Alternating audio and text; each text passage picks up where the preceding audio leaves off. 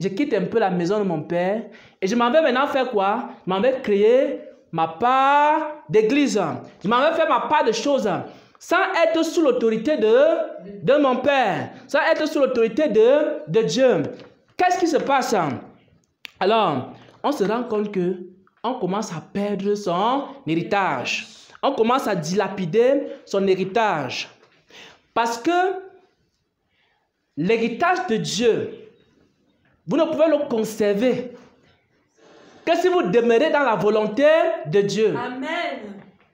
Si Dieu t'a appelé à être prophète, prophétesse, évangéliste, pasteur, docteur, il t'a accordé un héritage. Cet héritage-là ne peut se développer qu'aussi longtemps que tu seras à la place où Dieu t'a mis.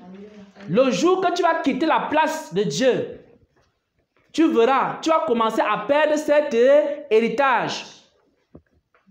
Quel que soit ce que tu es, bishop, archibishop, pasteur, docteur, général de Dieu, prophète des nations, prophète au-dessus de tous les prophètes, le jour que tu n'es plus soumis à Dieu, le jour que tu t'affranchis de Dieu et que tu ne fais plus la volonté de Dieu, à ce moment-là, tu as quitté la maison paternelle.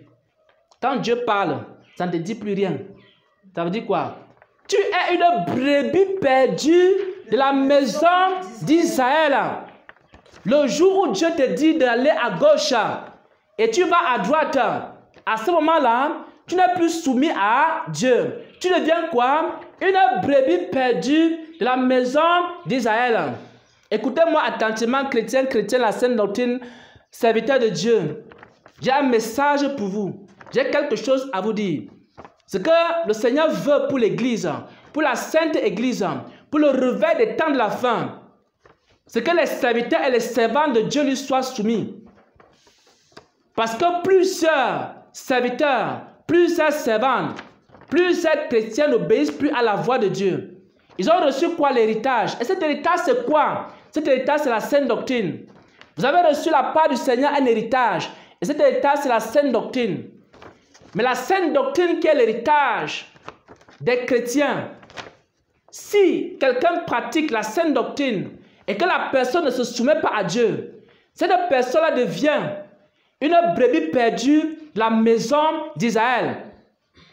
Si quelqu'un a reçu la sainte doctrine et que la personne en question qui a reçu la sainte doctrine refuse d'obéir aux instructions de Dieu, alors cette personne-là devient une brebis perdue de la maison d'Israël. Et si une église le fait, ça devient une église perdue de la maison de Dieu.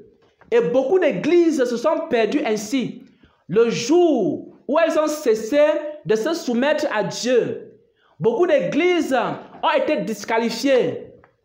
Pas parce qu'elles ne connaissent pas la sainte doctrine, pas parce qu'elles ne connaissent pas comment on se dépouille, pas parce qu'elles ne connaissent pas certaines vérités qui concernent le christianisme, pas parce qu'elles ne connaissent pas le bon baptême, mais elles ont été perdues pour une seule raison. Le jour où elles ont décidé de commencer à agir par elles-mêmes, de commencer à s'affranchir de l'autorité du Père Céleste, de ne plus écouter le Père. Quand le Père leur parle, ils n'écoutent plus. Ils ne sont plus sous l'autorité du Père. Et quelqu'un qui n'est pas sous l'autorité du Père a déjà quitté la maison familiale. Est déjà devenu quoi? Une brebis perdue de la maison d'Israël. Il y a beaucoup de pasteurs qui sont des pasteurs perdus de la maison d'Israël. Il y a beaucoup d'apôtres qui sont des apôtres perdus de la maison d'Israël. Dieu marchait avec eux. Dieu faisait des miracles à travers eux. Dieu se manifestait dans leur vie. À un moment donné, ils se sont affranchis de Dieu. Et à ce moment-là, ils ont commencé à perdre petit à petit les biens de Dieu. Alors, voici ce que vous devez comprendre. On ne perd pas l'héritage en un jour. Écoutez attentivement la révélation. Il y a certains qui disent, nous on fait encore les miracles. Oui. Vous allez vous rendre compte que vous avez commencé par les grands miracles. Les miracles vont devenir maintenant les moyens miracles. C'est ce qui s'est passé avec le fils prodigue. Vous pensez que le fils prodigue a perdu les biens en un seul jour? Je vais vous lire la révélation. Écoutez. Peu de jours après, le jeune fils, ayant tout ramassé, partit pour un pays lointain et dissipa son bien en vivant dans la débauche. Il a commencé à dissiper. Aujourd'hui, il commence à perdre ceci. Demain, il perd cela. Voyez un peu, il y a des gens qui étaient calmes. Ils ont commencé à perdre leur calme.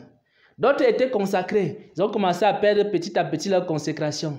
D'autres avaient la puissance. Pas qu'ils ont perdu. Elle a commencé à diminuer. Donc, petit à petit, on dilapide les biens. Lorsqu'il eut tout dépensé, il n'a pas tout dépensé en un jour. Parce que l'héritage que vous voyez ici, c'est un héritage grand. Et quand un serviteur de Dieu a amassé beaucoup de grâce, beaucoup de dons, beaucoup de talents, il ne va pas perdre tout ça en un seul jour. Vous allez commencer à voir que cette année 2024, on commence à remarquer que non, l'apôtre est devenu de plus en plus colérique. L'apôtre est devenu de plus en plus non consacré. Il commence à prendre des décisions sans consulter Dieu. Et vous allez voir qu'en 2025, ça va encore continuer. Et jusqu'à ce qu'on va se retrouver en 2027, en 2028, la personne aura déjà tout dilapidé, c'est bien. Donc, comment est-ce que vous savez qu'une personne est une brebis perdue à la maison d'Israël? C'est lorsque petit à petit, la grâce de Dieu commence à diminuer dans sa vie. Il est en train de dilapider, petit à petit, c'est bien. Et parfois, le Saint-Esprit commence à toquer à la porte de la personne et lui dit, mon fils, reviens à la maison. La personne continue dans la rébellion. Et plus elle continue dans la rébellion, plus la grâce ne fait que diminuer.